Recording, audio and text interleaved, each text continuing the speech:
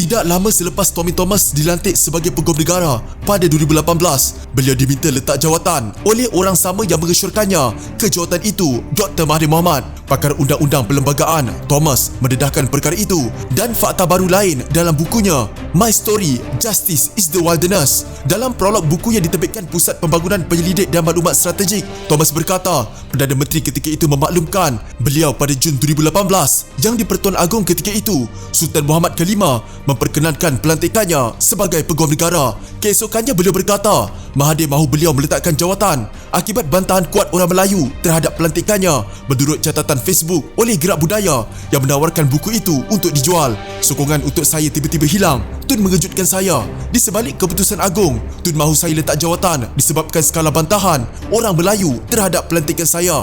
Saya sangat terkejut. Tun mahu meletakkan jawatan saya keesokannya. Peluang profesional dalam seumur hidup terlepas dari tangan saya sebelum saya sempat menarik nafas. Menurut prolog itu, Gerak Budaya yang akan menjual buku itu mulai 30 Januari ini menyifatkan kandungan buku itu berkata bekas Pegawai Negara membincangkan keputusan penting dibuatnya, termasuk pendakwaan bekas Perdana Menteri Najib Razak, Jolo, Arukanda dan Goldman Sachs atas peranan mereka dalam skandal 1MDB. Tambahnya dalam laman web itu, bukunya ialah kisah dalaman pertama oleh seorang pegawai kanan Kerajaan Pakatan Harapan mengenai pencapaian kekecewaan dan kegagalan pentadbiran bukan barisan yang pertama dalam sejarah 60 tahun kemerdekaan Malaysia. Suara tulisnya dirakam dalam memoir tanpa berselindung ini dan disyorkan untuk dibaca oleh sesiapa sahaja yang berminat dalam politik dan undang-undang Malaysia. Thomas meletak jawatan pada 28 Februari 2020 selepas kejatuhan Kerajaan Pakatan Harapan susulan langkah syaratan yang menyebabkan Mahathir meletak jawatan